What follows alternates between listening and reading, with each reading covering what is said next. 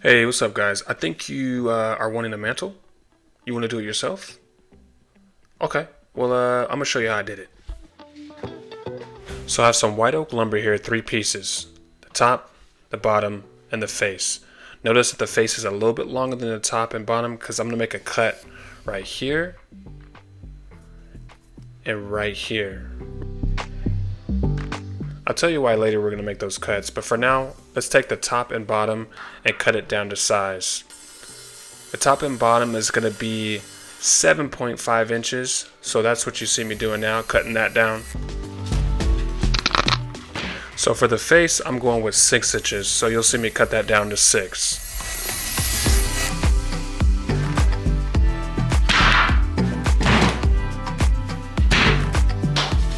Now that you have that cut, you're going to want to cut some 45-degree cuts down each one of these lines. Move your table saw to 45. Like 99% of table saws go to 45. You don't need a cool saw like me, okay? Just a heads up. So I'm not going to talk about the 45.5. I know some of you guys use that to have tighter miters, but I'm good. I stick with my 45-degree cuts. And you can see here, I cut it at 90 first, so those 45-degree cuts are just creeping up at the edge.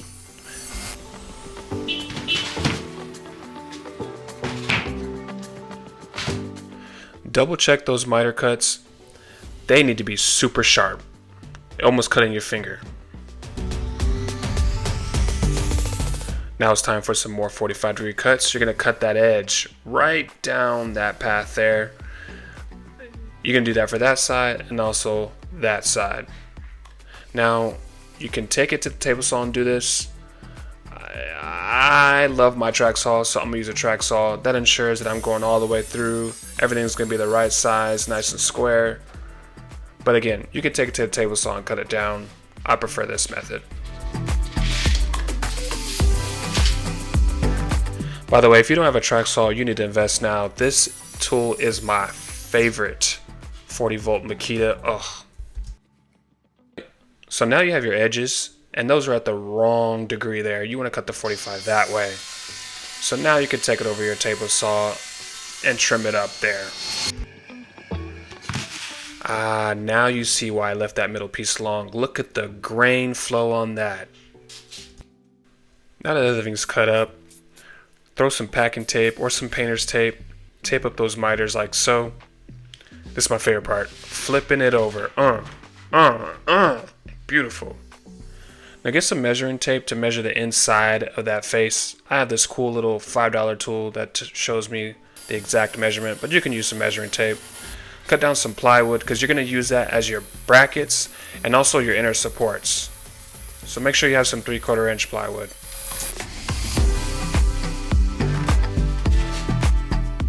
Right here I'm using some CA glue. I love CA glue. Look how fast that dried. Lay a bead of glue down, spray it, and put your inner supports in. You're good to go.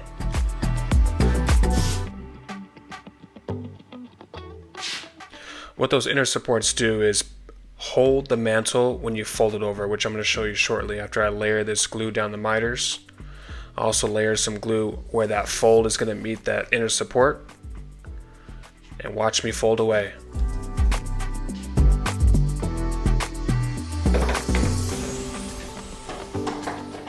After clamping that down, make sure you flip it over and take that tape off right away because you want to wipe away that glue that's squeezed out between the miters. Because if you're going to stain this thing, which I'm not, but if you are going to stain it, you don't want any glue marks messing up the stain. And while the glue is still wet, come back with a screwdriver and kind of bend the fibers in. You're going to get a clean fold. It's going to close those gaps after you hit the sander real quick. I just hand sand these with 120 to bend those fibers in and ensure that it's a nice closed miter.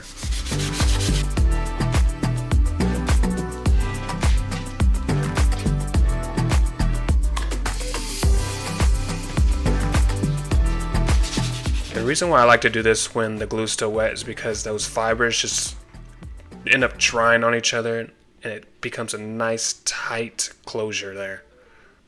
So I'm really upset because while I was editing this video, I realized that I I forgot to show you, or I forgot to record, sliding this piece in. This is like the most satisfying part of the process, is sliding in your side pieces.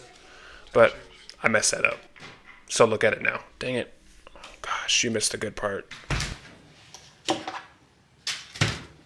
And just like the other miters, I used a screwdriver to kind of bend those fibers in on the sides and the corners, and then come back with the sander, and voila, you're good to go. Again, look at that grain flow. Oh my goodness.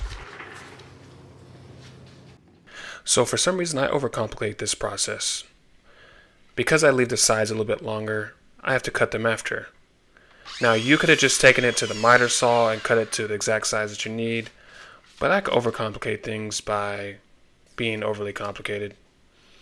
What I'm doing here is I'm using a template, and I'm going to use my router to make that flush, and I'm done.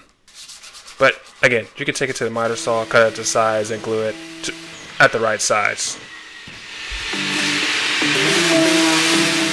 And after sanding, I like to throw on general finishes with my HVLP. This is dead flat. That means it doesn't change the color or make it super glossy. I love this finish. Now if you don't have HVLP, don't worry, you can use a foam brush and layer it too. While that dries, start working on your bracket. Earlier we cut down that plywood to the same size of that face, the inside of that face. This is your work from earlier.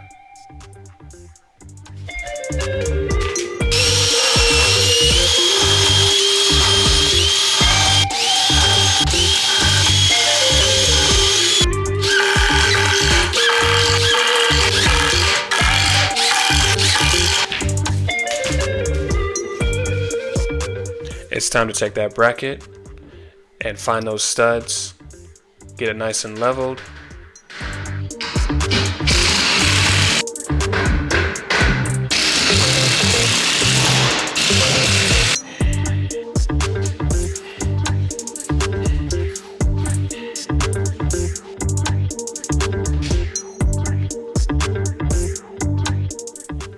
So this part is optional too. I layered some glue at the top of that bracket, so when I slid it on, I knew that later it would dry and that thing won't come off.